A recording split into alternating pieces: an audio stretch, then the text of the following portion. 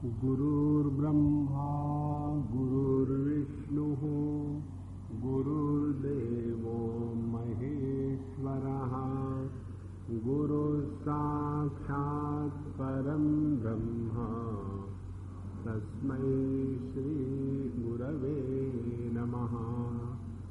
तस्मै श्री गुरवे नमः।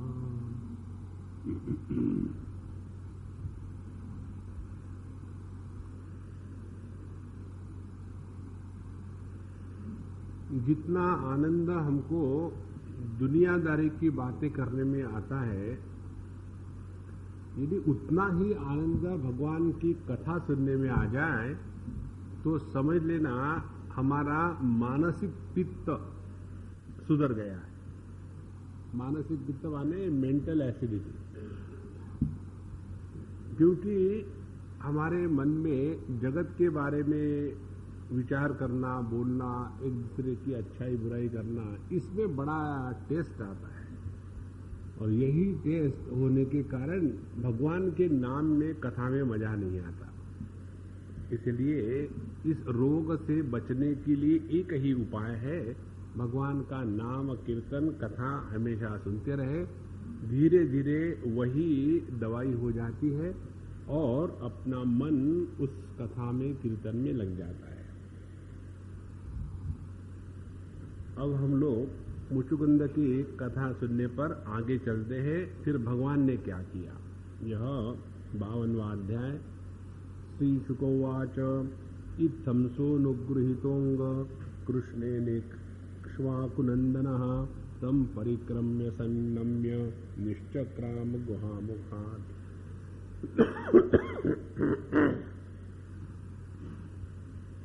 इक्ष्वाकु नंदन मुचुकुंद ने भगवान पर अपना मन समर्पित करके भगवान का अनुग्रह धारण किया और उसके बाद भगवान की परिक्रमा करी, नमस्कार किया और गुफा से बाहर निकले। जब वो गुफा से बाहर निकले तो कई युग बीत गए थे और इसलिए जब उन्होंने देखा कि पहले जमाने में, माने उनके जमाने में जब वो सो गए थे, उन जमाने में जिस प्रकार के लोग लंबे चौड़े थे, वनस्पति भिन्न भिन्न थी, अभी कुछ भी नहीं रहा। हमारे शास्त्रों का कहना है कि सत्य युग में लोगों के प्राण और त्रेता युग में लोगों के प्राण, द्वापार में और कलयुग में इन प्राणों का स्थान भिन्न भिन्न है। कलयुग में हमारे प्राण अन्न में अटके हुए, खाने को नहीं मिला तो मर जाएंगे। इस प्रकार से सत्ययुग में लोगों के प्राण केवल अपने हड्डियों में होते थे। जब तक हड्डियां रहेगी तब तक आदमी मरेगा नहीं। और इसीलिए उन दिनों में उन लोगों की उम्र बड़ी लंबी रहती थी, हजारों साल, और वो लंबे चौड़े भी काफी थे। तो मुचुकुंद महाराज जब बाहर आए गुफा से तो देखा कि सब की सब नाटी नाटी छोटी छोटी चीजें हो गई है। तब उनको पता चला कि अब कलयुग आ गया। तो कलयुग का प्रारंभ होता है, सभी में ह्रास होना, कमी होना। जैसे कलयुग में स्मृति कम हो जाती है, उम्र कम हो जाती है, आकार कम हो जाता है, अकल कम हो जाती है, समझदारी कम हो जाती है। और इसीलिए कलयुग में बताते हैं कि जो साधना हमको इतर युगों में करनी है, सत्य में, द्वापार में, त्रेता में, उससे सिंपल साधना हमको कलयुग में अलाउड है। और वो साधना है भगवान का नाम स्मरण। जितना हम भगवान का नाम स्मरण लेते रहेंगे उतना हमारा मन विषयों का चिंतन नहीं करेगा, और जितना हमारा मन विषयों का चिंतन नहीं करेगा उतना धीरे धीरे यह मन अपने अभाव की तरफ अग्रसर हो रहा है। तो जब उन्होंने देखा कि अब कलयुग आ गया है तो कलयुग में दक्षिण में रहना योग्य नहीं है, माने दक्षिण में रहने वाले सभी के सभी कलियुगी लोग हैं।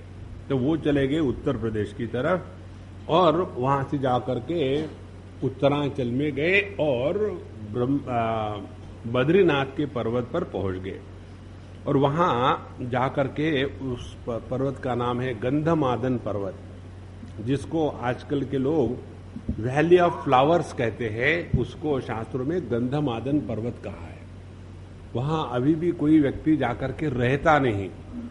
यदि वहां कोई जाकर के रहे, जब ये सब फूल खिल जाते पूरी की पूरी वैली में, तो उसका गंध इतना इंटॉक्सिकेटिंग होता है कि कई लोग तो स्मृति अपनी भूल जाते हैं, कहीं पागल हो जाते हैं, कहीं मर जाते हैं।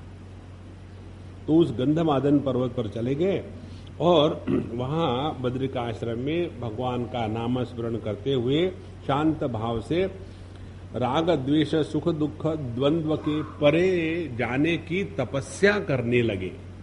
ध्यान से सुनना, तपस्या का अर्थ एक ही है। तपस्या के द्वारा तापते हैं, जैसे सुवर्ण को तपाते हैं। तो जब आपने कोई सुवर्ण का आभूषण लिया और उसको तपाया तो क्या होगा, उसका नाम रूप जो है वो मिट जाएगा, क्योंकि वो पिघल जाएगा।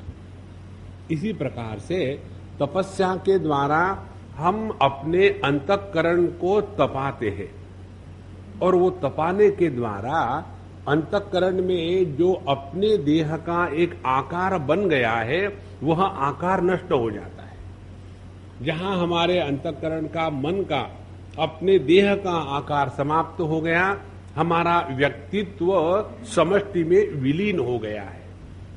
और इसीलिए तपस्या का तात्पर्य ये है कि हमारे अंतःकरण में किसी भी प्रकार की राग द्वेष ना रहे, और राग द्वेष नहीं रखना, ये यदि हमारी तपस्या होगी तो हमको अपने स्थान से, अपने घर से छोड़ छाड़ करके कहीं जाने की आवश्यकता नहीं है। क्योंकि कहीं भी जाएंगे तो राग द्वेष तो साथ में लेके जाएंगे ना। इसीलिए कई लोग आते हैं सत्संग के लिए आश्रमों में, कैंप में, और कैंप में आकर के सब कुछ करेंगे, मेडिटेशन करेंगे, उसके बाद भगवान का नाम लेंगे, सभी प्रकार की बातें करेंगे, लेकिन जैसे असलियत में जीवन में आ गए तो फिर वही काम, क्रोध, लोभ, तिरस्कार, द्वेष, घृणा, ईर्ष्या। तो जितना हमने सीखा सुखा इससे कोई मतलब नहीं। इसीलिए तपस्या का तात्पर्य है अपने हृदय में रहने वाले सभी द्वंद्वों का त्याग करके समानता को प्राप्त होना। समत्वम योग उच्यते। इस प्रकार से वो भगवान की आराधना करने लगी। अब 3 बातें हम आपको बताएंगे। तपस्या का तात्पर्य द्वंद्वों का अभाव करने की प्रक्रिया, जिसके द्वारा समत्व की सिद्धि होती है। योग का तात्पर्य चित्तवृत्ति के निरोध करके समत्व की प्राप्ति होती है। कर्मयोग का तात्पर्य सिद्धि असिद्धियोः समो भूत्वा समत्वम योग उच्यते। जीवन में जो भी कुछ हम कर रहे हैं उसके फल के प्रति समत्व की बुद्धि करने से अपने अंतःकरण में समत्व की स्थिति होती है। और भक्ति में तो सब में एक ही परमात्मा है, तो वहां समत्व स्वाभाविक है। मद भक्तिम लभते पराम। इस प्रकार से चाहे आप योग या तपस्या का मार्ग लो, चाहे कर्म का मार्ग लो, चाहे भक्ति का मार्ग लो, चाहे ज्ञान का मार्ग लो, सभी मार्गों का तात्पर्य अंतःकरण में समत्व की सिद्धि करने के लिए है। यदि वो नहीं हुआ तो हम केवल कल्पना मात्र कर रहे हैं कि हम बड़ी साधना कर रहे हैं। ये साधना वगैरह कुछ नहीं है, ये केवल हम अपने आप को ही धोखा दे रहे हैं। और यदि हमने अपने जीवन में समत्व की साधना करी तो उसका प्रभाव एकदम स्पष्ट रूप से दिखता है। उपनिषद का वाक्य है, सर्वाणि भूतानि एनम संवांछन्ति। सभी को ऐसे लगता है कि ये तो अपना है। ये काल्पनिक बात नहीं है। हम लोग जब किसी साधु संतों के पास जाते हैं, मिलते हैं, तो उनको हमने कब देखा है कुछ भी मालूम नहीं उनके बारे में, लेकिन फिर भी ऐसे लगता है कि अपना यदि कोई होगा तो यही है। ये अपनापन कहां से आता है? ये अपनापन बाहर से कोई एक इंजेक्शन लेकर के नहीं है वायरस के जैसा। ये अपनापन आता है जब अपने हृदय में यह समत्व की सिद्धि हो गई है तब। तो यह तपस्या करने के लिए मुचुकुंद महाराज बद्रीनाथ पहुंच गए। तो जिनको जिनको तपस्या करनी है बद्रीनाथ चले जाओ, क्योंकि हमारे उद्धव जी को भी बताया था। भगवान कृष्ण ने जब अपने लीला का संवरण किया तो बताया कि उद्धव जी तुम मेरे साथ मत आओ, मुझे वहां डिस्टर्ब मत करना, यहां बहुत कर लिया। तो बद्रीनाथ चले जाओ और वहां रह करके तपस्या करो और लोगों का भला करो। ये होने के पश्चात अब भगवान कृष्ण ने क्या किया, अब कथा चालू होती है। भगवान पुनराव्रज पुरीम यवन वेष्टिताम हत्वाम म्लेच्छबलम निन्ने तदीयम द्वारकाम धनम नीयमाने धने गोभिः निर्भिश्चाच्युत चोदितैः आजगाम जरासंद्रस्त्रयो विंशत्यनीकपः विलोक्य वेगरसभम रिपु सैन्यस्य माधवौ मनुष्यश्चेष्टामापन्नौ राजन् दद्रुर्वत्रुतम रुतम। देखो, भगवान मथुरा में आए तो देखा चारों तरफ से काल यवन की सेना ने मथुरा को घेर के रखा है। तो उस म्लेच्छ की सेना को भगवान ने मार दिया और उनका सारा धन इत्यादि छीन करके बैलों पर, आदमियों पर लाद करके अपने मथुरा की तरफ चल पड़े। तो जब ऐसा हुआ तो उसी समय जरासंध 18वीं बार अपनी सेना लेकर के भगवान पर हमला बोलने के लिए तैयार हो गया। तो जब भगवान ने देखा कि फिर जरासंध इतनी तेज अक्षौहिणी सेना लेकर के आया है, तो उन्होंने साधारण मनुष्य के लीला के करते हुए वो और हमारे बलराम जी वहां से ये भाग निकले और भाग निकल करके ऐसे भाग निकले कि मानो कि अभी वो मरने ही वाले, इतने डर के भाग निकले। और इसीलिए उन्होंने जितना भी उनकी धन दौलत लूटी थी वहीं छोड़ दी और अपने नंगे पैरों से अनेक मीलों तक भाग के चले गए। तो जरासंध भी ने देखा तो वो भी उनके पीछे भाग रहे, हंसने लगा और उसने अपनी सेना के साथ भगवान का पीछा करना शुरू कर दिया और सोच रहा था कि अब तो भगवान डर गए हैं, अब तो मैं इनको मार दूंगा। लेकिन उसको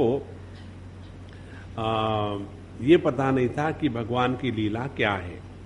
इसलिए एक बात समझ लेना, अपने जीवन की सफलता और अपने जीवन की विफलता, इन दोनों में हमने यदि भगवान की लीला देखी है तो हमारा मन स्वाभाविक शांत और प्रसन्न रहने लगेगा।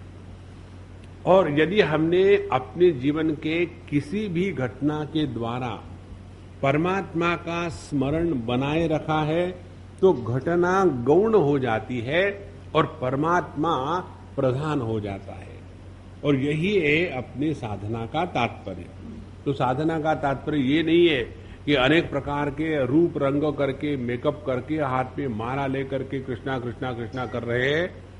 यह केवल बहिरंग अवडंबर मात्र है, उसकी भी आवश्यकता है। लेकिन असली ये है कि हमारा स्मरण जगत के किसी भी घटना को लेकर के भगवान के साथ जुड़ा रहे। तो बहुत देर तक भगवान दौड़ते गए गए, थक गए।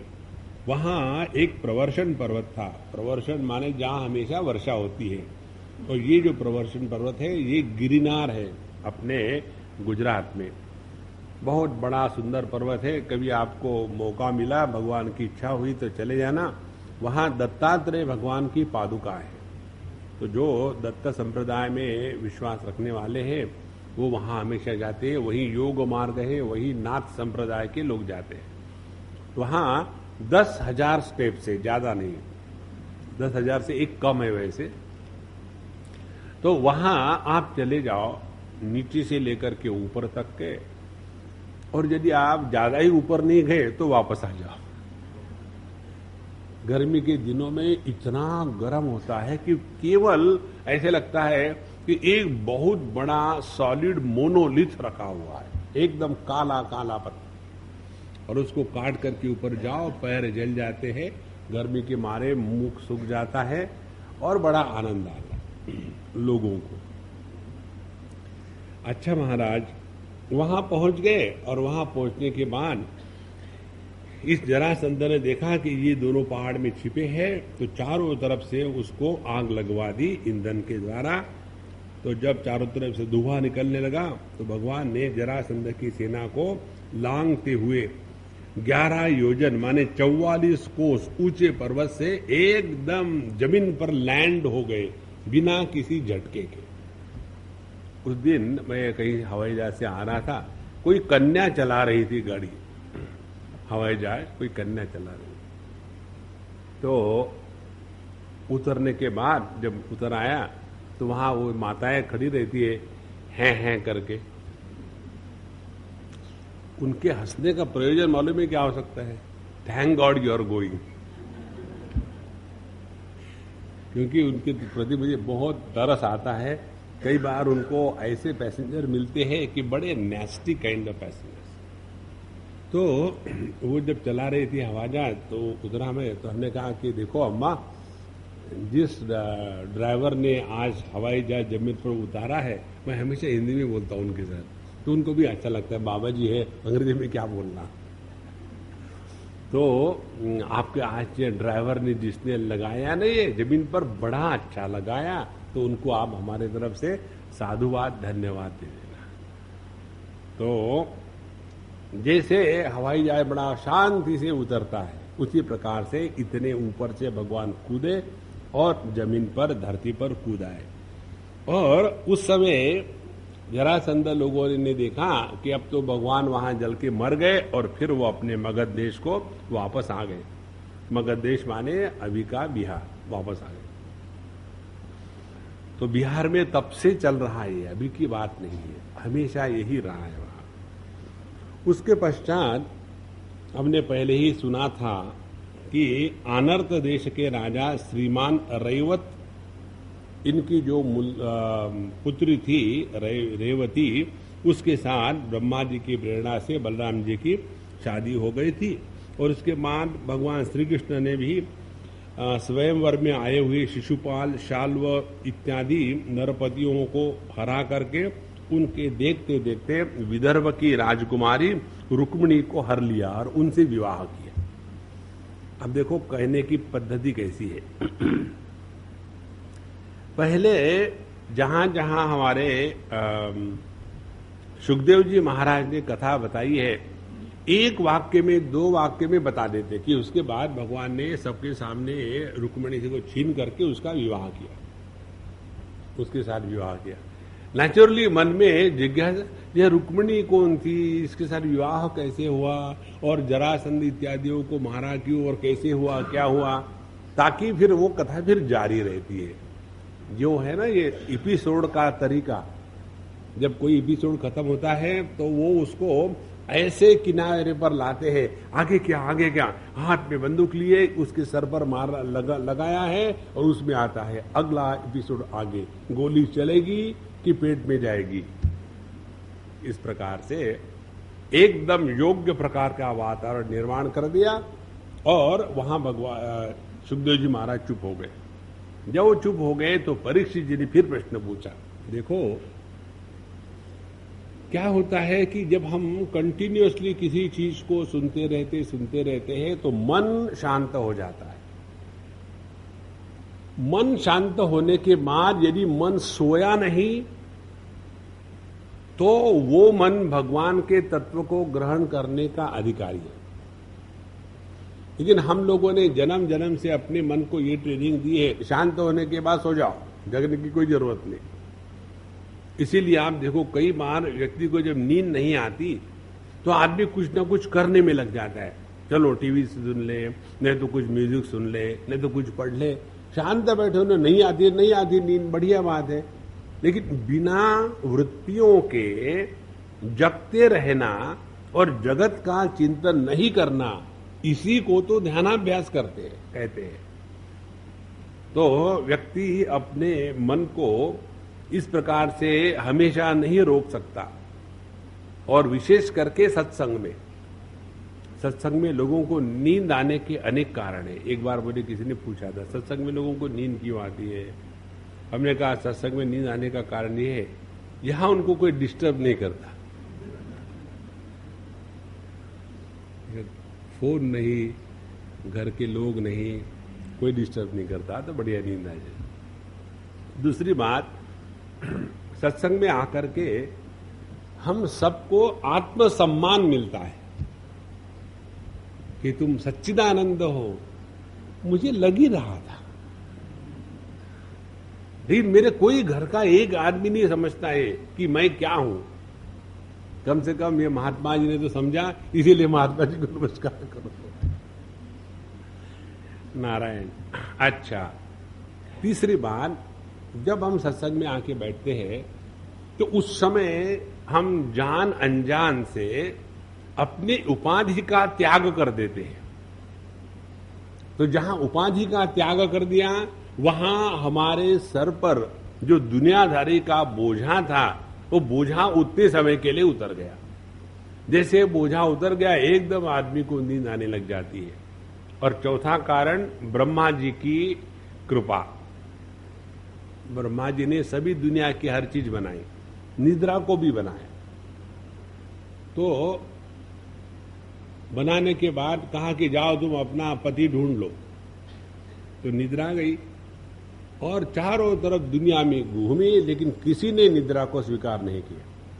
तो फिर रोते रोते चलेगी ब्रह्मा जी के पास, पप्पा नोबडी वांट्स मी, मैं क्या करूं? तो बोले क्यों? कोई नहीं चाहता। बोले ऐसे करो, एक स्थान ऐसा है जहां किसी को रोकते नहीं कोई, सत्संग, वहां पहुंच जाओ। और इसीलिए जो निद्रा देवी है वो सत्संग में आ जाती है और फिर ढूंढती है कि हु इज कोऑपरेटिंग और जा करके उसमें बैठ जाती है। तो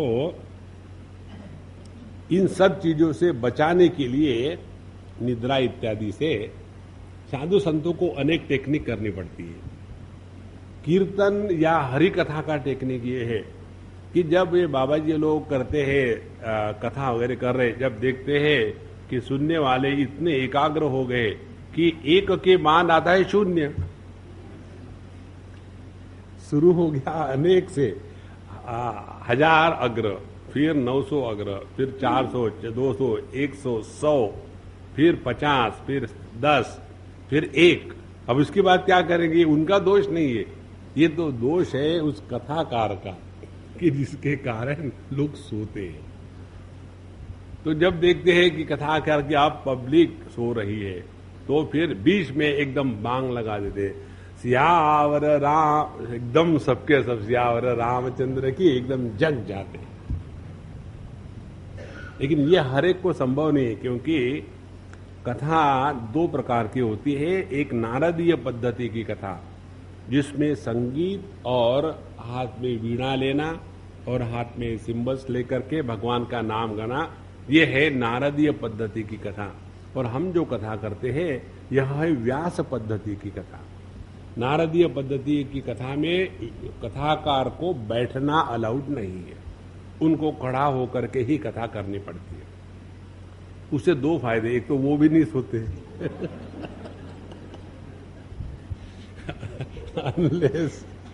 unless they are the horses, वो भी नहीं सोते, और उनको सब देखते भी कौन कहाँ क्या कर रहा है, इसलिए घूमते घूमते कथा करते। और जो व्यास पद्धति की कथा है, वो एक स्थान पर बैठ करके कहते, और उसमें यह बीच में भजन कीर्तन अलाउड नहीं है, क्योंकि उसमें तत्व को विस्तार से बताना है।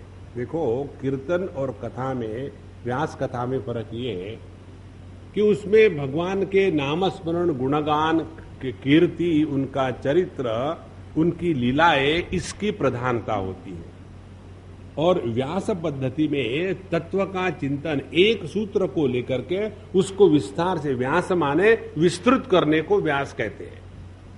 जैसे जो ज्योमेट्री है, एक तो होता है रेडियस और दूसरा होता है डायमीटर। तो डायमीटर इज व्यास, तो उसको विस्तार से बताना।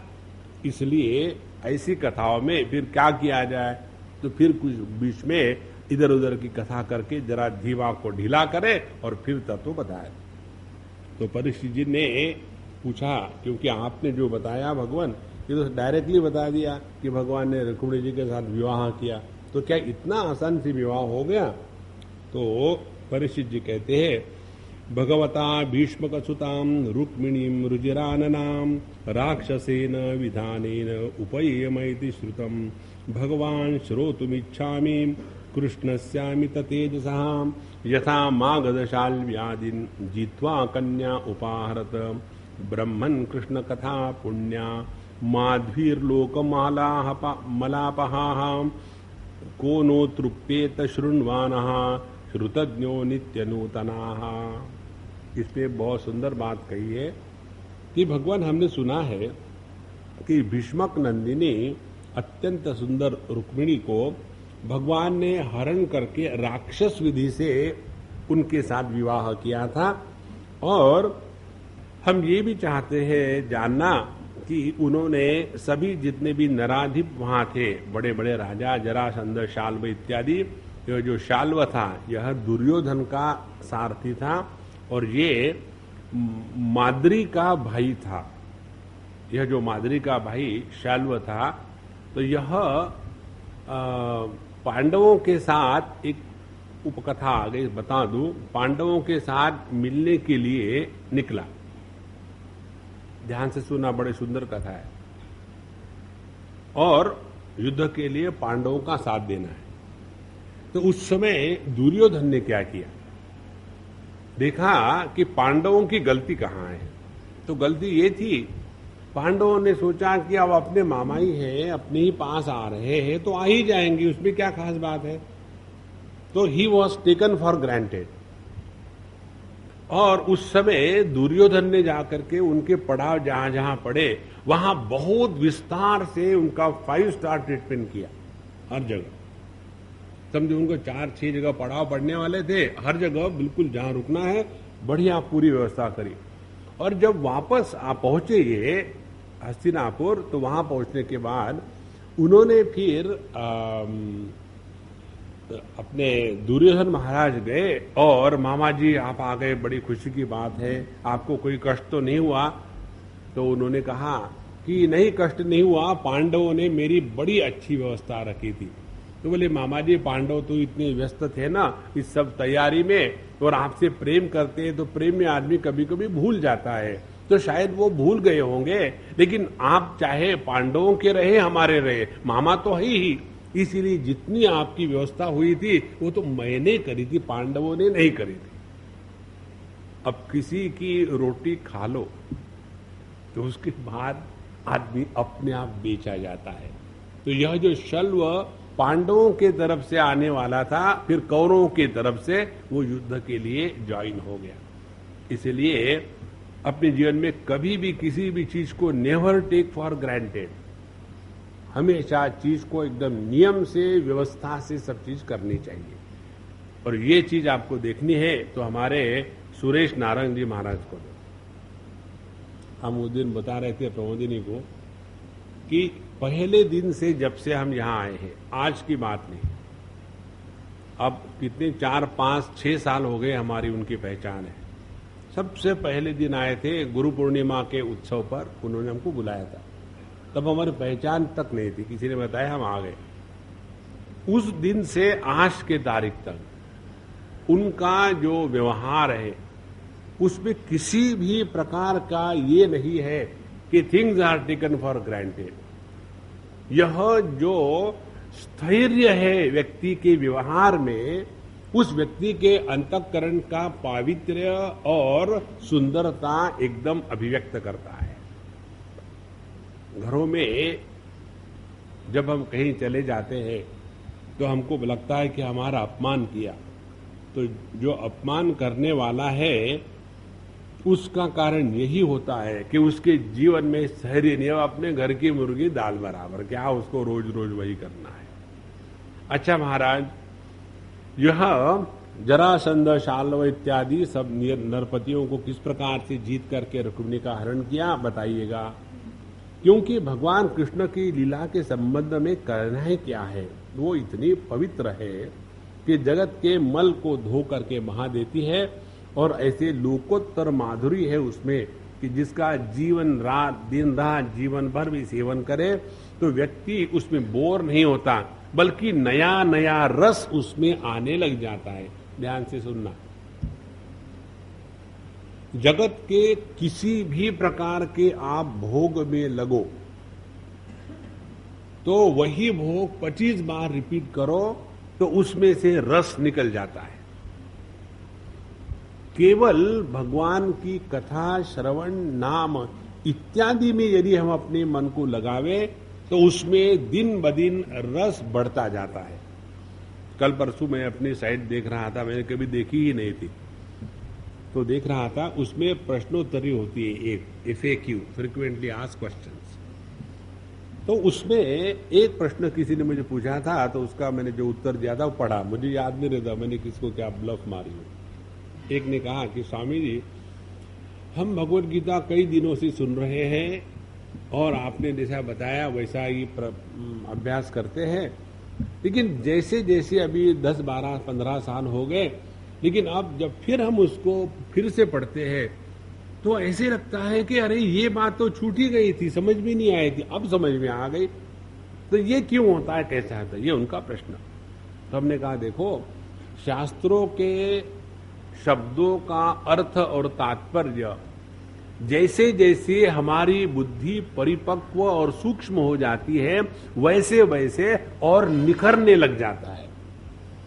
जब हमारी बुद्धि जगत के विषयों में, भोगों में, परेशानी में फंसी हुई है तो शास्त्रों की सिद्धांत सुन करके हम अपने जीवन को सांत्वना देना चाहते हैं कि देखो, भगवान कृष्ण को भी लोगों ने गालियां दी है तो मुझे भी गालियां दे रहे हैं, शायद लोग मुझे भगवान कृष्ण समझते हैं।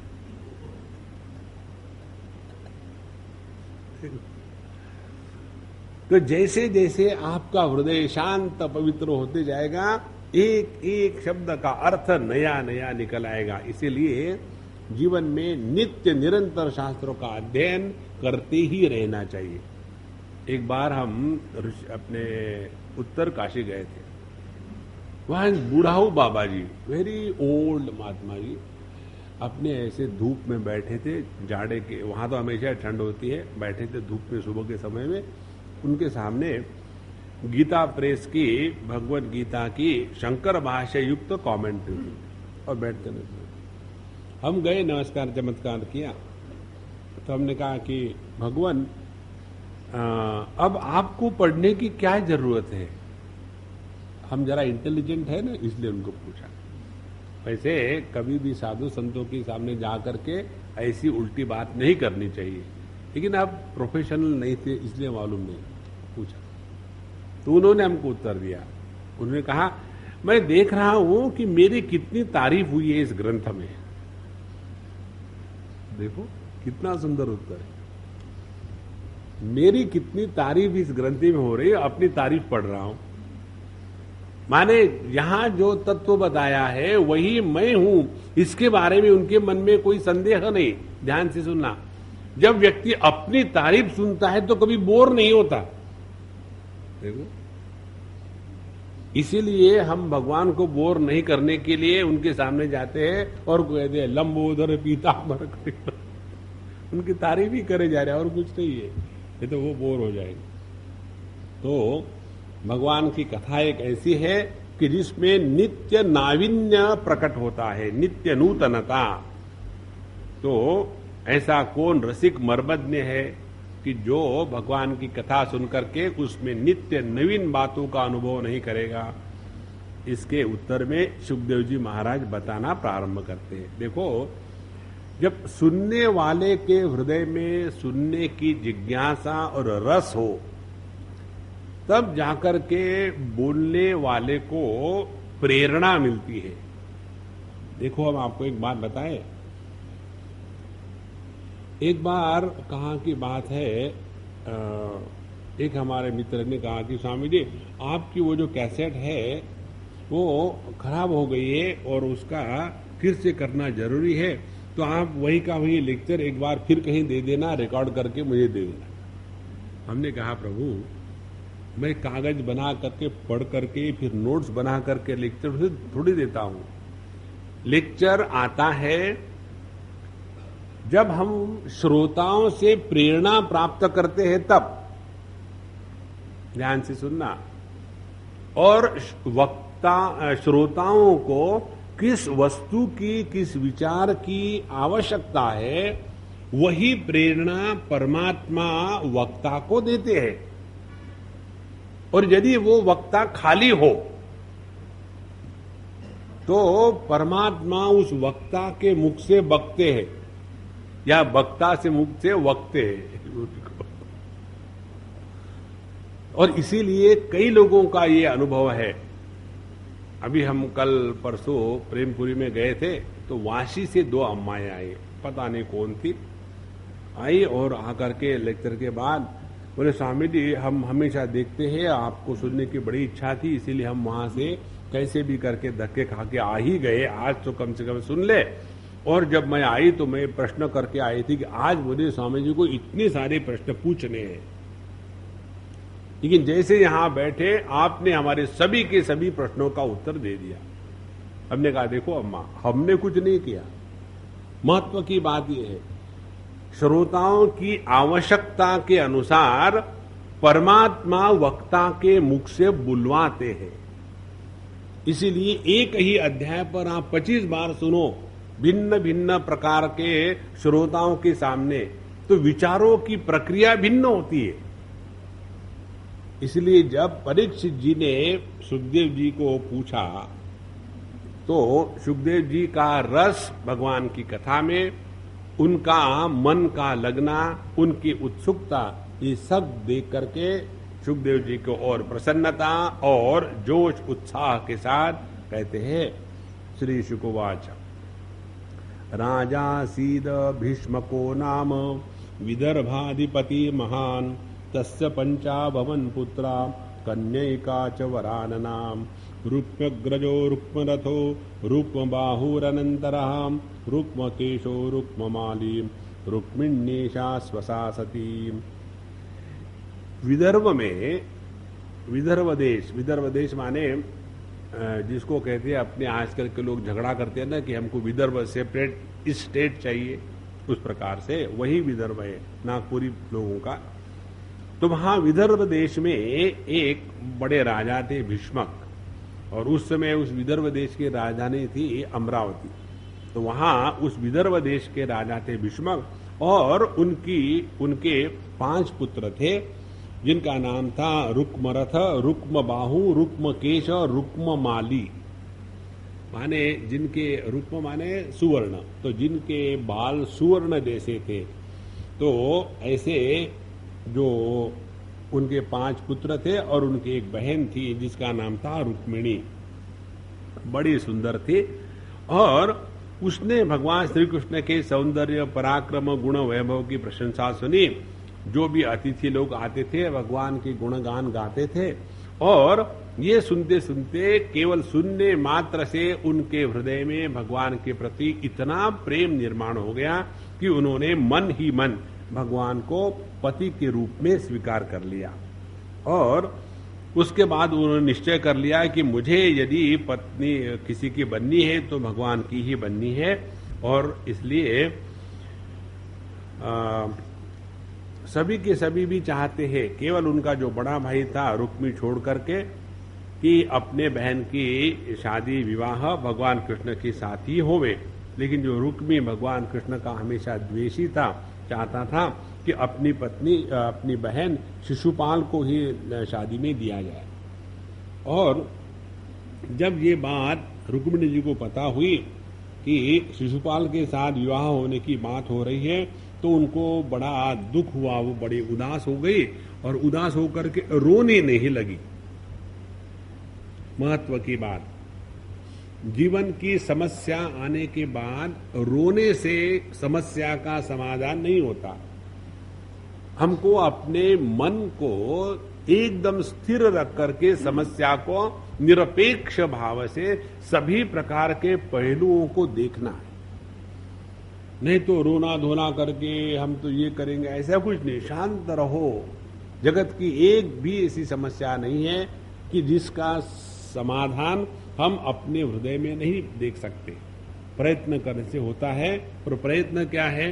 कोई भी समस्या के बाद गड़बड़ाओ मत जाओ, शांत रहो, उसमें होगा। अच्छा, तो उन्होंने क्या किया, अपने विश्वास पात्र ब्राह्मण को बुलाया और अपना संदेशा लेकर के भगवान श्री कृष्ण के पास भेजा।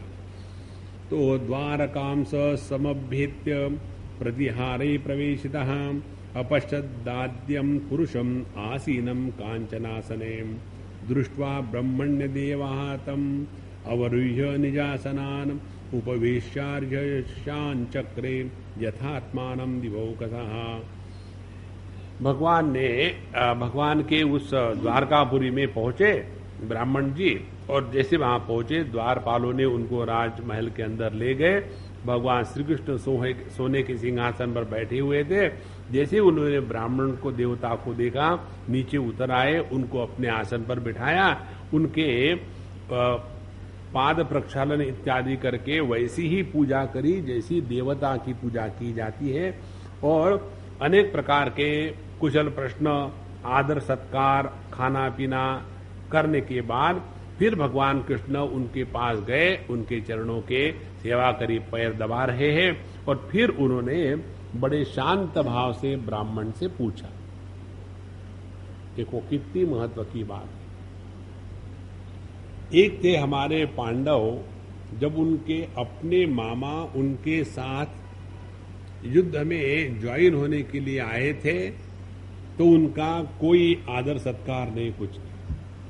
और दूसरे थे भगवान कृष्ण, एक अनजान ब्राह्मण उनके पास पहुंच गया तो उसको कितना आदर सत्कार दे रहे हैं। ये बहुत आवश्यक बात है सबके लिए। कोई भी हमारे पास आवे तो 2-4 कुशल प्रश्न पूछना, यह मनुष्यता है। अन्यथा हम बिना कारण से एक दूरी पैदा कर लेते हैं और जो व्यक्ति आया है उसके अस्तित्व के अभाव को स्पष्ट करते हैं। प्रश्न पूछने के बाद उन्होंने पूछा, ये सेवा करने के बाद प्रश्न पूछा कि हे ब्राह्मण शिरोमणे, ये बहुत बड़ी है ब्राह्मणों के लिए, ब्राह्मण कौन है? हे ब्राह्मण शिरोमणे, आपका चित्त तो सदा सर्वदा संतुष्ट तो रहता है ना? माने ब्राह्मण कौन है? जिसका मन हमेशा संतुष्ट है। संतोष इस विश्व की सबसे बड़ी संपत्ति है। जिस व्यक्ति के हृदय में संतोष है वह व्यक्ति जीवन में कभी भी दुखी नहीं होता। इसीलिए ये तुकाराम महाराज कहते हैं, ठेविले अनंते तैसे चीरहावे। जहां हमने अपने जीवन में हर चीज अपने अगल बगल की बदल जाए, इसके चक्कर में पड़ेंगे तो अपने मन की जो शांति स्थैर्य है वो नष्ट हो जाएगा। तो कहते हैं कि आप हमेशा, आपका मन हमेशा संतुष्ट तो रहता है ना। उसके बाद आपको अपने पूर्व पुरुषों द्वारा स्वीकृत धर्म का पालन करने में कोई कठिनाई तो नहीं होती। देखो, भगवान का उपदेश करने का तरीका, आपके जो पूर्वजों ने जिन जिन धर्म का पालन किया है वह पालन हमको भी अपने जीवन में करना है।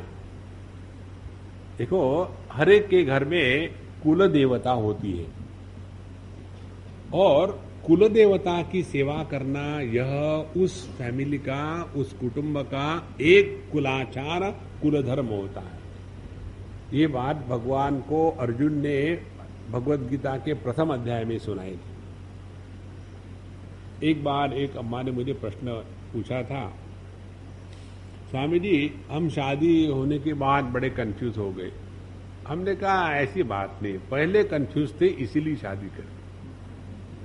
पहले यदि कंफ्यूज नहीं होती शादी नहीं करते। बोले जो भी आप कहो, आप तो पता नहीं कैसे आपके साथ बात करना, बड़ा मुश्किल है आपसे बात करना। ठीक है करो बात। तो कंफ्यूज ऐसे हो गए कि पहले तो घर में जब थे हम तो भगवान कृष्ण के भगत, शादी हो के इस घर में आए। अब इस घर में वो अष्टभुजा जो देवी है उसकी पूजा करते हैं। जब मैं उनकी तरफ देखता हूं तो मुझे नहीं अच्छा लगता, क्योंकि हम तो कन्हैया लाल के भगत है और सभी के सभी कहते हैं वो देवी की पूजा करो, कुलाचार है। अब मैं क्या करूं? हमने कहा देखो इसमें कहीं भी विरोध नहीं है। कुलाचार जो होते हैं अपने कुल देवता के, उसके द्वारा अपने जीवन में जो संस्कार और जो ट्रेडिशन है अनेक पीढ़ियों से आ रही है वो अपने घर में मेंटेन रहती है। और ये होने के कारण हम अपने आप को बिखरने नहीं देते, इकट्ठे रहते हैं। देखो जैसे आप बंगाली ले लो, अब कोई भी बंगाली कहीं भी हो, दुर्गा पूजा आई कि वो इकट्ठे होने लग जाते हैं। अभी ये अपने जितने महाराष्ट्र मंडल है ना थ्रू आउट द वर्ल्ड, वहां महाराष्ट्र मंडल का कार्य क्या है? पहला कार्य है गणेश पूजा, दूसरा कार्य है नाटक ड्रामा, तीसरा कार्य है पिकनिक करना, चौथा कार्य है खाना। कहीं सत्संग ऑर्गेनाइज करे, कहीं भगवत गीता का अध्ययन करे। इस चीजों में महाराष्ट्रियन लोग विश्वास नहीं करते। तो उस गणेशोत्सव के लिए इकट्ठे आएंगे और उस गणेशोत्सव में गणेश जी को छोड़ करके हर एक को महत्व है। अपने बंबई की तो हर एक की अनुभूति है ही। तो यह जो कुलाचार है, यह कुलाचार हम सभी लोगों को इकट्ठा बांधने में होता है।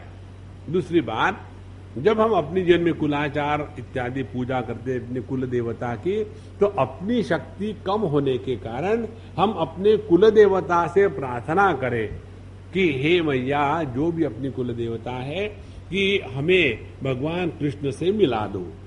जैसे तुलसीदास जी ने भगवान गणेश जी से प्रार्थना करी थी, गाइए जगवंदन गजवंदन की बसहु राम सिय मानस मोरे, गाइए गणपति जगवंदन। हाँ, हे गणपति जी जो जगत आपको वंदन करता है, हम आपको ये प्रार्थना करते हैं कि हमारे हृदय में सियाराम आकर के बैठे। तो यहां कहीं विरोध नहीं है, ऐसे नहीं कि गणेश में मदद करती है। तो ये काम करना ये ब्राह्मणों का आद्य कर्तव्य है। उसके बाद ब्राह्मण तो वो है कि जिसमें मिल जाए उसी में तुष्ट रहते हैं। संतुष्टो यदि वर्तेत ब्राह्मणो येन केनचित्, वही ब्राह्मण का धर्म है कि जो मिले उसमें संतुष्ट रहना, उससे कभी च्युत नहीं होना, और वही संतोष अपनी सभी कामनाएं पूर्ण करता है। और यदि इंद्र का पद भी पाकर किसी को संतुष्ट न हो तो वो एक जन्म से दूसरे जन्म में, एक लोक से दूसरे लोक में भटकता रहता है। इसीलिए जिस व्यक्ति के अंतःकरण में किसी भी वस्तु के संग्रह परिग्रह का रोग नहीं है, वही सुख की नींद सो सकता है। और ऐसी वस्तु जिनके पास है उसी को ब्राह्मण कहते हैं। तो जो स्वयं प्राप्त वस्तु से कहते हैं विप्रान स्वलाभ संतुष्टान साधून भूत सवृत्तमान निरहंकारिणः शांतान नमस्ते शिरसाकृत। आजकल कई लोग कहते हैं कि ये जो कलयुग आ गया है ना, तो ब्राह्मणों का तिरस्कार करते हैं ये जो नीच जाति वाले लोग हैं। अब देखो यहां कहते हैं भगवान श्री कृष्ण, वो भी यादव थे, वो ब्राह्मण नहीं थे। भगवान कृष्ण भी ब्राह्मण नहीं थे और भगवान रामचंद्र जी ब्राह्मण नहीं थे, लेकिन उनके मन में ब्राह्मणों के प्रति तिरस्कार नहीं था। यह जो तिरस्कार है ये ब्राह्मण क्षत्रिय वैश्य शूद्र इन आपस में, यह तिरस्कार हमारे राजनीतिक संतों की भारतवर्ष को अमूल्य देन है।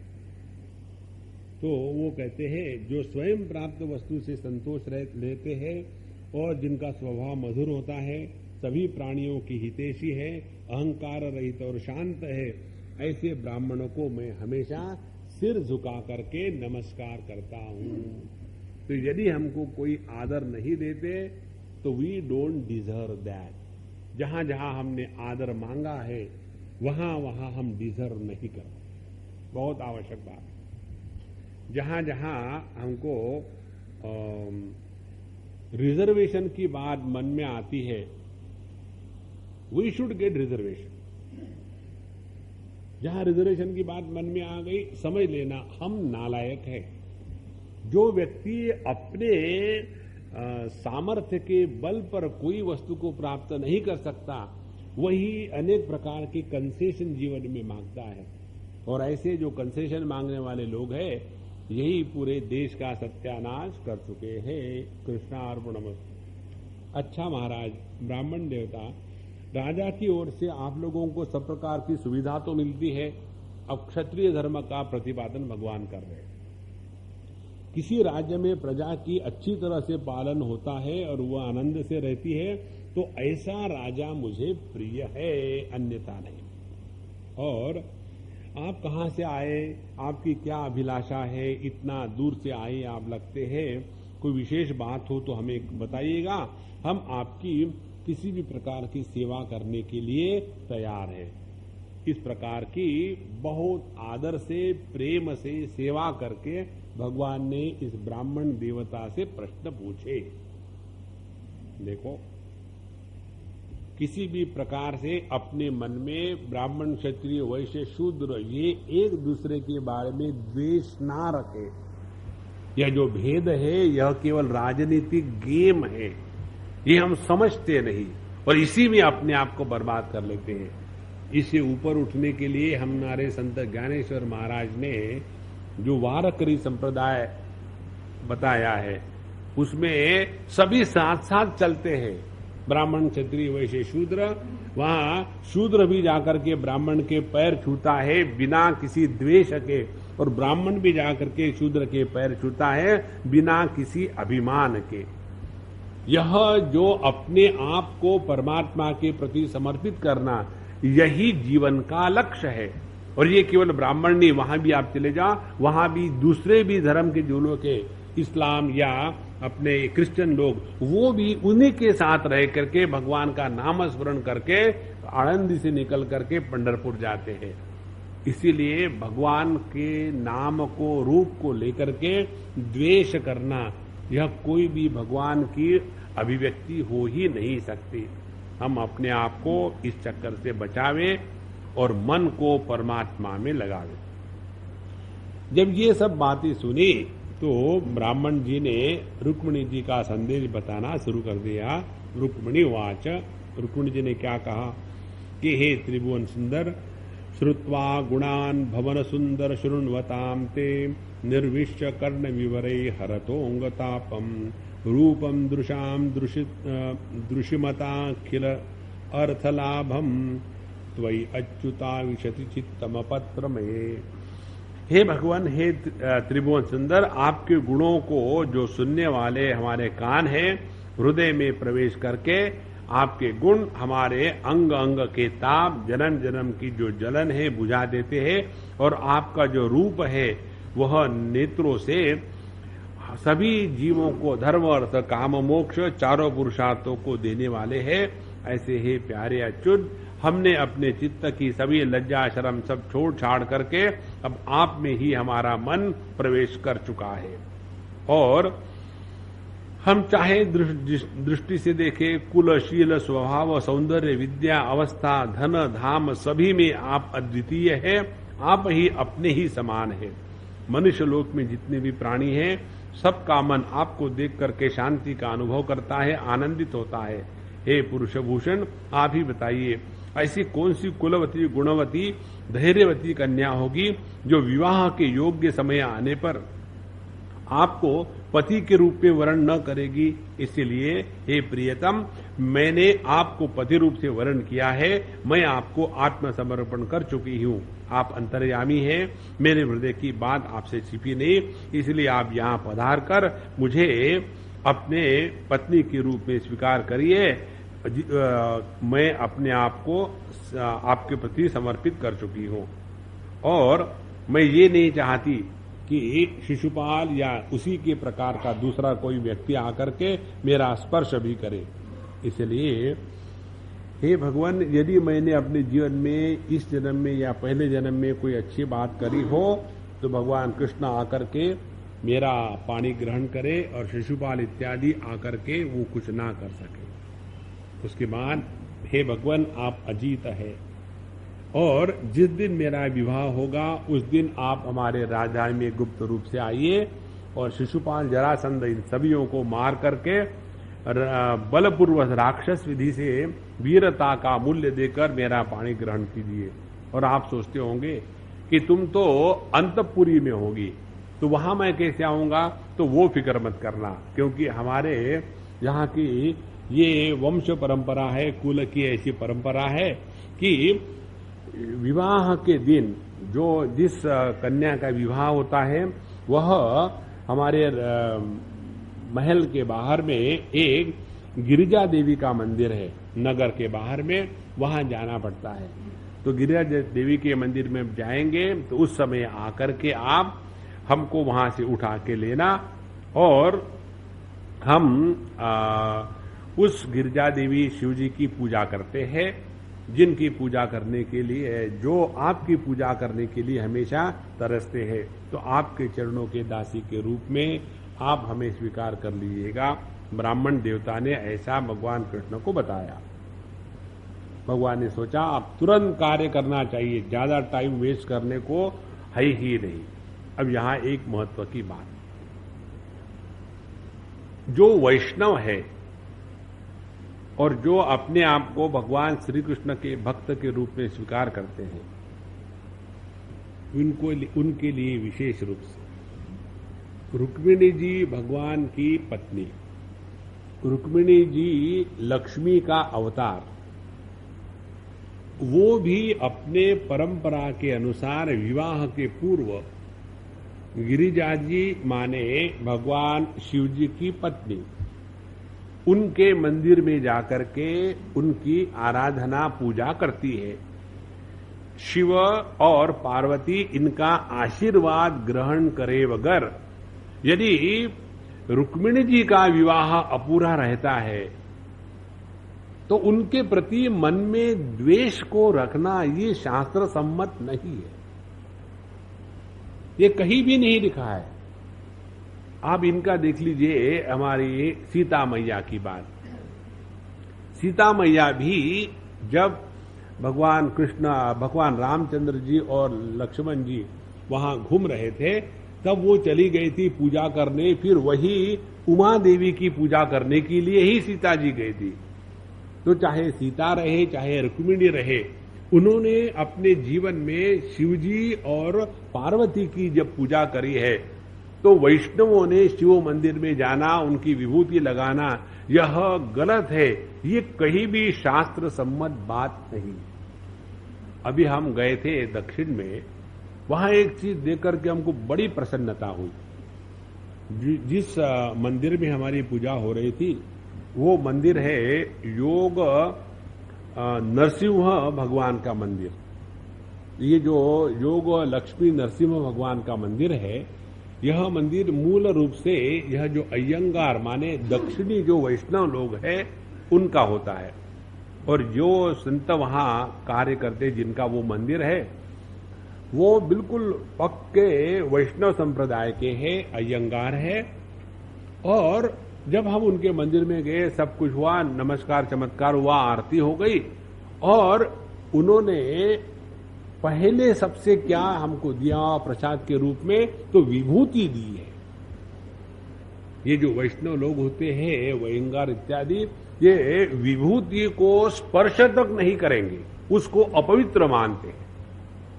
देखो, तो जब हम वहां गए, सब देखा, नमस्कार किया, सब कुछ हुआ, और फिर जब वो बोलने के लिए आए तब उन्होंने बताया कि पता नहीं किस प्रकार से ये बात समाज में घुस गई है कि वैष्णव हो तो शिव जी और शिव जी की विभूति, इनका तिरस्कार करना चाहिए। ये बात भागवत महापुराण में भी कहीं मिलती नहीं। इसलिए हम अपने मन में किसी भी देवता, किसी भी संप्रदाय, किसी भी साधु संत, किसी भी गुरु महाराज, चाहे द्वैत के हो, अद्वैत के हो, विशिष्ट अद्वैत के हो, चाहे भगवान कृष्ण को मानने वाले हो, शिव जी को मानने वाले हो, हमको इससे कुछ लेना देना नहीं। सभी की सभी एक ही परमात्मा की अभिव्यक्तियां है। अन्यथा साधु संतों में भी हम भेद करने लगेंगे कि ये हमारे गुरु है, वो हमारे गुरु नहीं है। गुरु नाम किसी एक व्यक्ति का नहीं होता, यह तत्व की बात है। नहीं तो इतने आध्यात्मिक क्षेत्र में आकर के फिर यहाँ संसार प्रारंभ हो जाता है। संसार प्रारंभ नहीं होना। तो ब्राह्मण देवता ने कहने के बाद इत्तीति गुह्य संदेशा यद्देव मया हृदा विमृश्य कर्तुम यच्चात्र क्रियताम तदनंतरम।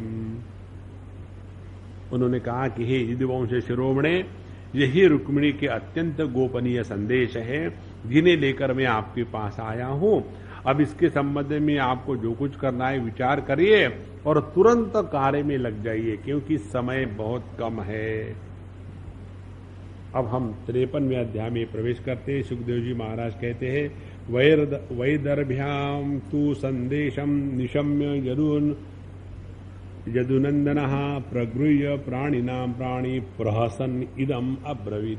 देखो, जब जब भगवान श्री कृष्ण बोले हैं तो चेहरे पर मुस्कान है।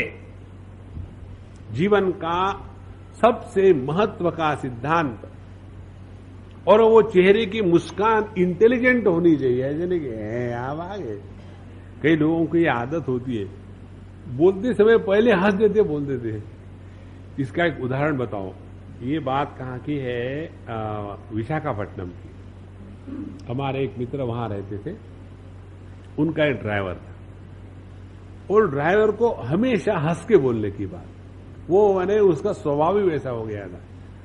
तो जिस दिन हम गए और वो आया, सुबह सुबह आया, तो हमने सोचा वो हमारे लिए आया गाड़ी से ले जाने के लिए। आने के बाद उसने हमारे मित्र से कहा हंस करके,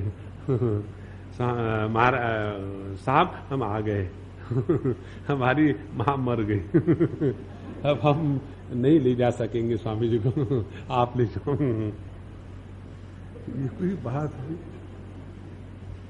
अब वो उनका जो हंसना है ना, उस हंसने में कोई आनंद थोड़ी है। वो तो मां मर गई। अरे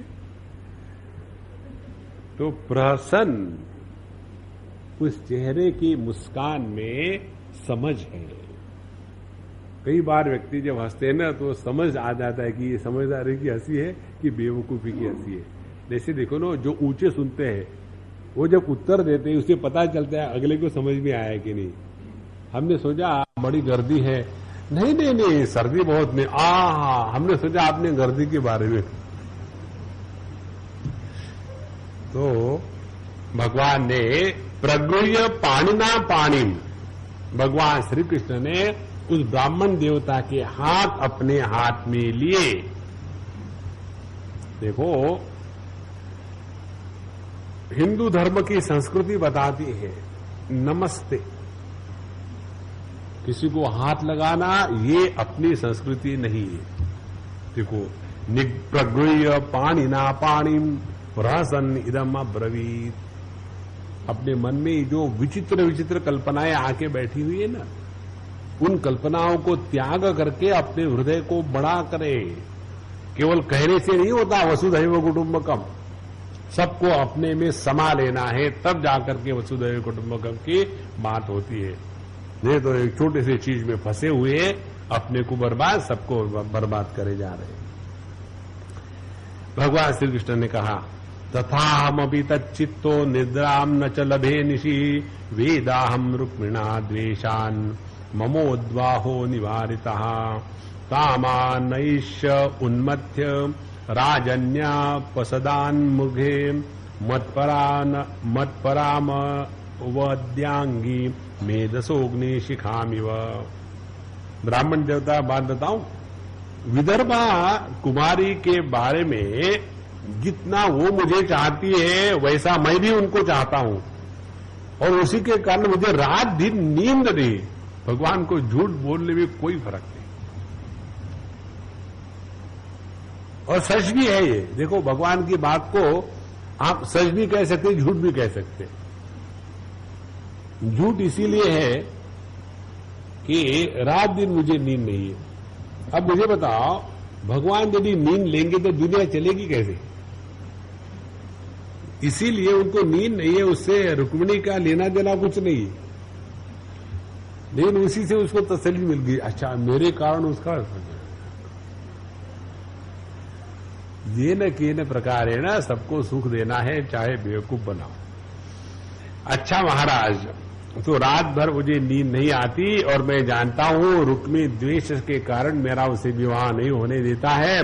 लेकिन ब्राह्मण देवता, आप फिक्र मत करो। अब देखो, जैसे लकड़ियों को मत कर से उसमें से अग्नि निकाला जाता है, उसी प्रकार से उसे युद्ध में नामधारी क्षत्रिय कुल कलंकों को मैं नस तस करके अपने से प्रेम करने वाली परम सुंदरी राजकुमारी को वहां से निकाल ले आऊंगा। You don't worry. Sukhdev ji Maharaj कहते हैं, उद्वाहर्ष च विज्ञाय रुक्मिण्या मधुसूदन। इस प्रकार से रुक्मिणी की बात जानने के बाद ये भी पता चला कि परसों के दिन विवाह है, अब समय बिल्कुल नहीं है। तो तुरंत भगवान ने दारुक, उनका जो सारथी था, उसको आज्ञा दी कि तुरंत एक क्षण के अंदर रथ को जोड़ करके ले आओ। और उस रथ को 4 घोड़े लगे हुए थे, दिव्य प्रकार के, शैव्य, सुग्रीव, मेघपुष्प और बलाहक। इन घोड़ों को जोत करके आए और भगवान के सामने खड़ा हो गया, और ब्राह्मण को पहले रथ पर चढ़ाया भगवान ने, फिर अब स्वयं चढ़ गए, और उन शीघ्रगामी घोड़ों के द्वारा एक रात के अंदर ही विदर्भ देश में जाके पहुंचे।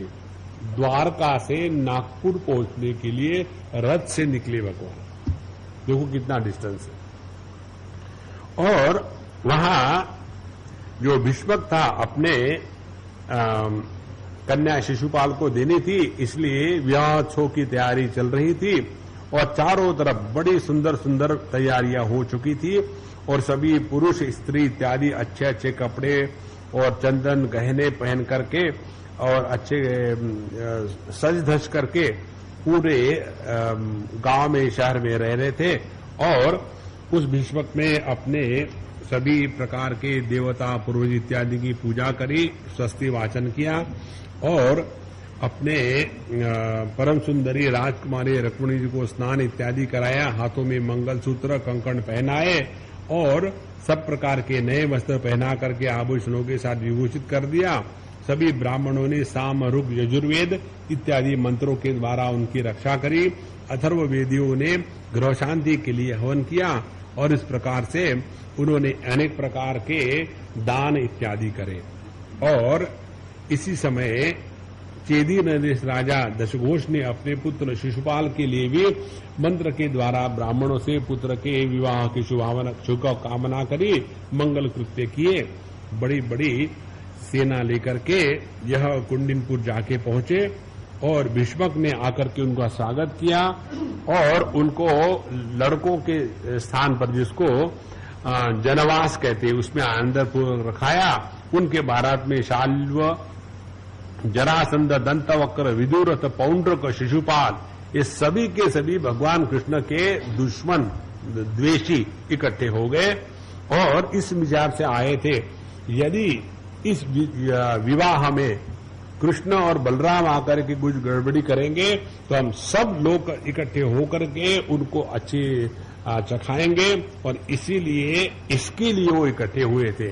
उनको मन में था कि ये रुक्मिणी जी का जो विवाह है शायद शिशुपाल से ना हो, और इसलिए ये इकट्ठे हो गए थे। और इधर में हमारे बलराम जी को पता चला कि कन्हैया अकेला ही गया है, किसी को बोला तक नहीं है, तो ये फिर अपनी सेना लेकर के वहां पहुंच गए। इस प्रकार से बड़ी बड़ी सेनाएं इकट्ठे हो गई। और इधर भीष्म कन्या वरारोहा कांक्षन्त्या गमनम हरे, और इधर में रुक्मिणी जी जो थी भगवान के आगमन की प्रतीक्षा कर रही थी कि कृष्ण कौन है, कृष्ण कौन है। कृष्ण तो छोड़ो, जिस ब्राह्मण को भेजा था वो भी अभी तक लौटे नहीं, और फिर वो बहुत ही दुखी होकर के उल्टी सीधी बातें सोचने लगी कि देखो मैं कितनी अभागी हूं, अब एक रात की ही बात है, अभी तक कोई आया नहीं है, पता नहीं क्या होगा क्या नहीं होगा, मेरे ब्राह्मण देवता संदेश लेकर के अभी तक क्यों नहीं लौटे। और इस प्रकार से कहीं ऐसा तो नहीं भगवान कृष्ण ने मुझमें कोई बुराई देखी हो, इसीलिए मेरा हाथ ही नहीं पकड़ना, इसीलिए वो यहाँ नहीं पधारे हैं।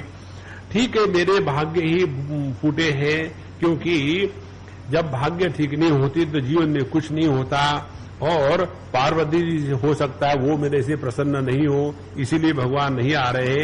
देखो, मनुष्य जब, ध्यान से सुनना, अपने हृदय में परमात्मा के प्रति विश्वास कम कर देता है तो उसका मन निगेटिवली थिंकिंग प्रारंभ कर देता है।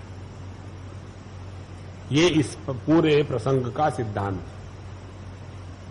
यदि हमारे हृदय में भगवान के प्रति विश्वास, श्रद्धा डट के हो, तो किसी भी हालत में मन में निगेटिव थिंकिंग नहीं आती।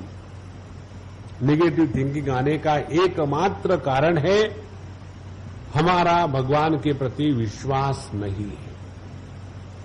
और जिसका परमात्मा में विश्वास नहीं होता, ध्यान से सुनना, जिसका परमात्मा में विश्वास नहीं होता उसका आत्मविश्वास कभी पक्का नहीं होता, क्योंकि आत्मा परमात्मा एक होने के कारण परमात्मा के विश्वास की अभिव्यक्ति आत्मविश्वास में ही होती है। और जीवन में जो भी चीज हमको मिलती है वो मिलती है यदि हमारा आत्मविश्वास तगड़ा रहे तो। और जहां हमारा आत्मविश्वास डगमगाता है उसका कारण क्या है? एक तो बताया भगवान पर विश्वास नहीं, और दूसरा कारण ये है कि हम जब ममता में फंस जाते हैं तब। देखो, समझो हमारा कोई व्यक्ति आने वाला हो, 8 बजे हम पहुंचेंगे। अब 8 बज गए, 8:15 बज गए, 8:30 बज गए। उसके बाद अपने मन को देखो, अपना मन ये नहीं सोचेगा कि कहीं पिक्चर को गया होगा, हमेशा ऐसा करता है, या कहीं ट्रैफिक जाम हो गया, अभी 8, 8:30 पता नहीं, ऐसे लगता है कि ट्रक उस पर से चला गया, मर गया डायरेक्टली। ट्रक को कोई दूसरा काम है कि नहीं कि उसी को पकड़ के उसके ऊपर से चला गया। ये जो निगेटिव थिंकिंग है ना, इसका कारण यही है कि हमारा जो मन है जहां ममता में फंसा हुआ है वो उसके कारण एकदम उल्टा सीधा सोचने लग जाता है। तो यह जो रुक्मिणी जी की बात है, उनके मन में इस प्रकार से संदेह निर्माण हो गया और इसीलिए वो एकदम अपने भाग्य को कोसने लग गई, भगवान को कोसने लग गई, और हम ही पापी है, हम नालायक है, हमारा कोई अधिकार नहीं। ध्यान से सुनना, अपने आप का अपमान कभी मत करना। आदमी को आत्मसम्मान होना बहुत जरूरी है। जो व्यक्ति स्वयं का सम्मान नहीं करता वो दूसरों का आदर नहीं कर सकता है। हमेशा अपने आप को कोसो मत। नहीं, मुझे लगता है मैं ही खराब हूं, मैं ही अच्छी हूं। जिस प्रकार से अपने आप को अभिमान के कारण एरोगेंस नहीं आना चाहिए, उसी प्रकार से अपने आप को हीन दीन स्वीकार करके अपने ऊपर तरस मत खाओ। देखो, ये जो भिन्न भिन्न स्टेजेस है ना अपने मन के शक्ति की, जब मन शांत, प्रसन्न, पवित्र, भगवान के प्रति समर्पित हो, ऐसे मन में आत्मविश्वास एकदम उच्च कोटि का होता है। और जिसमें आत्मविश्वास है उसका मन कभी हिलता नहीं, उसमें समत्व बना रहता है। और जिसमें आत्मविश्वास नहीं है उसमें फिर अनेक प्रकार की वीकनेसेस, कमियां आने लग जाती है। और जहां व्यक्ति वीक हो गया उसका मन उल्टे सीधे विचार करने लगेगा, निगेटिव थिंकिंग शुरू होगी। और ऐसा जो निगेटिव थिंकिंग वाला है वो जब व्यक्ति दूसरे पर, ध्यान से सुनना, जो हमको तत्व बताना है वो बता रहे, जब दूसरे पर हम अपने क्रोध को नहीं निकाल सकते क्योंकि अपने में हिम्मत नहीं है, तो ऐसा व्यक्ति अपने पर तरस खाने लग जाता है। दूसरे पर क्रोध करना अच्छा है, इसकी तुलना में अपने पर तरस खाना ये बड़ा पाप है। अपने पर तरस मत खाओ, बहुत जरूरी आवश्यकता है। जो व्यक्ति अपने पर तरस नहीं खाएगा, दूसरे पर तरस नहीं खाएगा। दूसरे को मदद करो करनी है तो उस पर तरस मत खाना, अरे अरे बेचारा उसको देखो कैसा भगवान ने कर दिया। हाँ, don't accept sympathy from anybody in this world, nor have any sympathetic attitude towards yourself. Have self confidence कि जीवन में जो कुछ हो रहा है that we deserve and out of that we have to come out, तब जाकर के जीवन सुंदर बनता है। तो रुक्मिणी जी स्त्री स्वभाव के कारण उल्टी सीधी सोचना शुरू कर दी, और ये विचार सोचने की पद्धति स्त्रियों में विशेष प्रकार की। तो उन्होंने इस प्रकार से विचार कर ही रही थी। तो एवं चिंतयति माला गोविंद हृतमानसाम नमीलयत काल ज्ञानेत्रे चाश्रु कलाकुले। इस प्रकार से वो सोच ही रही थी, अपने मन में दुनिया भर की उल्टी सीधे विचार चल रहे थे, और उनके मनोभाव को भगवान ने देख लिया, और सोचते सोचते उन्होंने सोचा कि अब समय अभी है, थोड़ा समय मैं थोड़ा जरा शांत रह लूं। फिर अपने ही शांत हो गई, आंखों से आंसू टपक रहे हैं, और उसी समय भगवान के आगमन की प्रतीक्षा हो रही है, और उनकी बाई आंख, बाया हाथ इत्यादि फड़कने लगा। स्त्रियों के बाह्य अंग जब फड़कते हैं तो शुभ शकुन कहते हैं, और पुरुषों के जब बाह्य अंग फड़कते हैं तब शुभ शकुन कहते हैं। एक बार हम रामायण की कथा में ये कहीं बताया था, रावण के भी ऐसे आता है। तो लेक्चर होने के बाद एक सज्जन ने कहा, स्वामी जी मेरा अनुभव भिन्न है। क्या? आदमी बोल रहा था, स्वामी जी मेरा जब बायां अंग फड़कता है ना तब चीजें ठीक होती है, और आपने तो उल्टा बताया। हमने कहा आपने उल्टा नहीं बताया, आपको किसने कहा कि आप आदमी हो?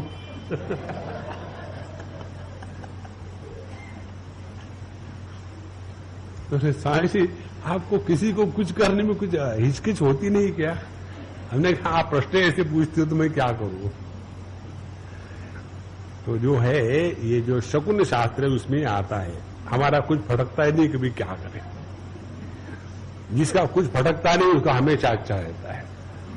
अच्छा महाराज, तो उन्होंने भगवान के शुभागमन की प्रतीक्षा करी, और जब उनके बाया नेत्र भुजा इत्यादि फड़कने लगे तो बड़ा प्रिय आगमन का मानव संवाद सूचित कर रहे थे। और उतने में भगवान कृष्ण को भेजे हुए ब्राह्मण देवता वापस आए, और अंतपुर में रुक्मिणी जी को जो देखा सब कुछ बताया, क्योंकि जब देखा ब्राह्मण देवता प्रफुल्ल मुख से है, उनके चेहरे पर किसी प्रकार की घबराहट नहीं, तो समझ लिया कि हाँ अब कृष्ण आ गए हैं।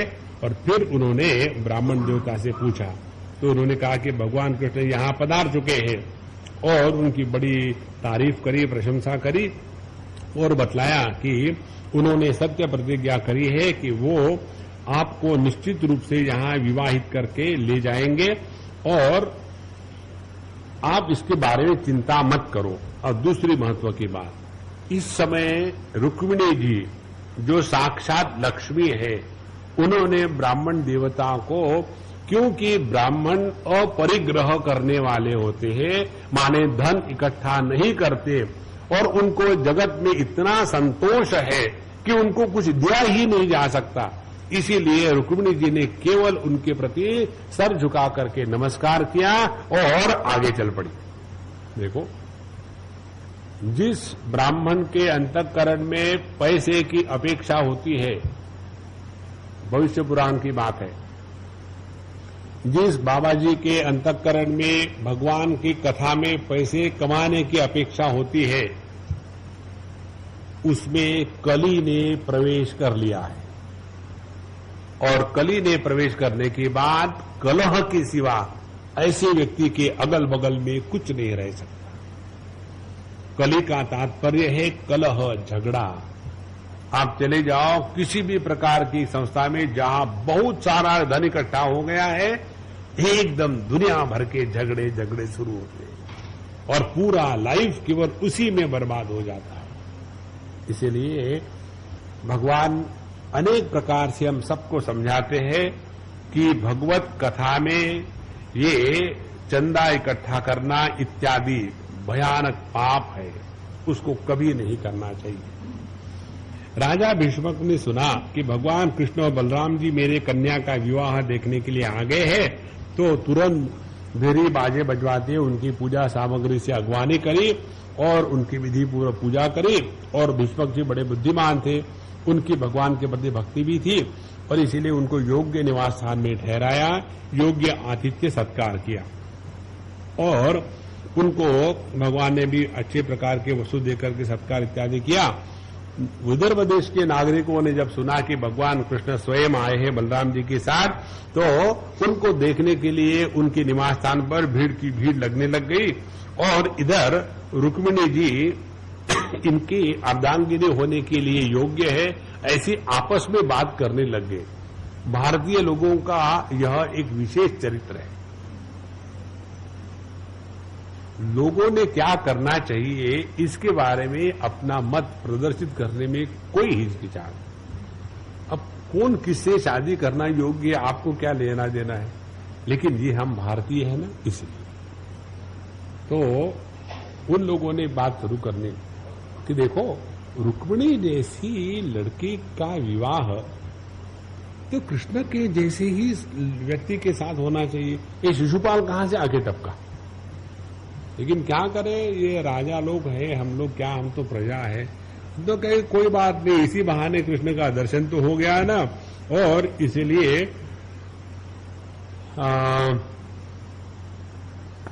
हमको इनके दर्शन हो गए पहले जन्म की पुण्य के बाद, तो हम तो भगवान से यही प्रार्थना करेंगे, भगवान हे शिव भोले बाबा ऐसा करो कि हमारे रुक्मिणी जी का विवाह कृष्ण के साथ करा दो। अपना मत प्रकट करके लोग चले। उसके बाद परीक्षित जी की बात बताते हैं कि एवं प्रेम कला बद्धा वदंती स्म पुरौकसाः कन्या चांदपुरात प्रागात भटेर गुप्ता अंबिकालयम। ऐसा जब बात हो ही रही थी तो उसी समय रुक्मिणी जी अंतपुर से निकली और देवी के मंदिर के लिए जाने के लिए निकली और उनको जी सिक्योरिटी थी। चारों तरफ से अनेक प्रकार के भट्ट माने सैनिक, तो अनेक प्रकार के सैनिक इत्यादि थी चारों तरफ से और उनको मंदिर में ले जा रहे थे। उनके साथ उनकी अनेक सखियां थी, माताएं थी और ये मौन होकर के चल रही थी। अनेक प्रकार के वाद्य बज रहे थे। उनके साथ बहुत ब्राह्मण पत्नियां थी, उन्होंने उनको योग्य प्रकार से सज धजा करके चल रही थी और उनका जय जयकार हो रहा था। देवी के मंदिर में पहुंची, उन्होंने अपने हाथ पैर इत्यादि धोए और विधि विधान से अंबिका देवी के मंदिर में प्रवेश किया और उन्होंने भवानी शंकर दोनों को बड़ा प्रणाम करके योग्य प्रकार से पूजा करवाई और उसके बाद भगवान की प्रार्थना, अंबिका माता की प्रार्थना करी कि हे अंबिका माता, आपकी गोद में बैठे हुए आपके प्रिय पुत्र गणेश जी को तथा आपको मैं बार बार नमस्कार करती हूं। मैं इसलिए पढ़ रहा हूं ये वाक्य कि जब रुक्मिणी जी भगवान शिव जी और उनके प्रति आदर प्रेम रहती है तो हम जो भगवान कृष्ण के भक्त हैं किसी भी प्रकार से ये समर्थन नहीं कर सकते कि भगवान कृष्ण श्रेष्ठ है और इसीलिए शिव जी का तिरस्कार करें। नहीं, सब एक ही परमात्मा है, उसको पहचाने। तो इसीलिए हमको आप ऐसा आशीर्वाद दीजिए कि हमारी मनोकामना पूर्ण हो, भगवान श्री कृष्ण मेरे पति हो। जिसके आशीर्वादी से कृष्ण और रुक्मिणी का विवाह होता है वो कोई घटिया हो सकता है क्या? देखो, इसलिए उन्होंने जल गंध अक्षत धूप वस्त्र पुष्पमाला हार आभूषण इत्यादि और अनेक प्रकार के नैवेद्य के द्वारा अंबिका देवी की पूजा करी और ब्राह्मणियों की भी पूजा करी, उनको नमस्कार किया और उनकी पूजा अर्चा करके उनको योग्य प्रकार से आदर सम्मान करके फिर वो मंदिर के बाहर निकली। जब बाहर निकली तो उनका वर्णन आया, अत्यंत सुंदर थी। उनके मुख कमल पर कुंडलों की शोभा जगमगा रही थी और उनका पूरा का पूरा देह, उनके होठ, उनके दांत, उनका अत्यंत सुंदर वर्णन बताते हुए वो राजहंस की चाल से धीरे धीरे चल रही थी। और इसी समय उन्होंने अपने बाएं हाथ से सामने आई हुई बाल की जो लटक थी उसको पीछे किया, देखने के लिए कि भगवान कृष्ण कहाँ है। और जब उनका यह रूप देखा तो उसके रूप को देख करके जितने भी राजा इत्यादि वहां आए हुए थे उनको रूप को देख करके इतने वो मोहित हो गए कि उनके हाथ से उन्होंने अपने धनुष से गिर गए, वो उनको मूर्छा आ गई, कोई जमीन पर गिर गया उनके सौंदर्य को देख करके। और उसी समय राजकुमारी सोच रही थी कि अब तो मुझे रथ पर चढ़ करके अपने कमरे में जाना ही है। तो जैसे वो रथ पर चढ़ रही थी उसी समय भगवान कृष्ण सबके सामने अपने रथ में बैठ के आए, उनके बाएं हाथ को पकड़ा, अपने रथ पर रखा और सबके सामने अपना रथ, जिसके ऊपर में गरुड़ की ध्वजा का चिन्ह लगा हुआ था, सबके सामने वहां से बलराम जी और श्री कृष्ण भगवान इन रुक्मिणी जी को लेकर के वहां से निकल पड़े। और जब ये सबके सामने हुआ तो बाकी जितने भी वहां राजा थे, जरासंध इत्यादि, सभी के सभी वहां केवल देखते रहेंगे कि क्या हुआ, कैसा हुआ। और फिर एक दूसरे से गुस्से में बात करने लगे। और वो ले गए एक दूसरे, गुस्से में बात करके क्या होगा, गुस्से में बात करने की कि हमें धिक्कार है, हमारे सामने आकर के एक ग्वाल बाल आकर के रुक्मिणी को यहां से ले जाता है और इसीलिए हम यहां केवल हाथ में धनुष लेकर ही खड़े हैं, कुछ भी नहीं कर पाए। उसने तो हमारा सब यश छीन लिया। और उसके पश्चात ये सभी राजा और शिशुपाल और रुक्मिणी ये लोग किस प्रकार से फ्रस्ट्रेट होते हैं, क्या क्या होता है, यह कथा अगले एपिसोड में होगी। ओम पूर्णमदः पूर्णमिदं पूर्णात् पूर्णमुदच्यते पूर्णस्य पूर्णमादाय पूर्णमेवावशिष्यते। ओम शांति शांति शांति। हरि ओम। श्री गुरुभ्यो नमः। हरि ओम।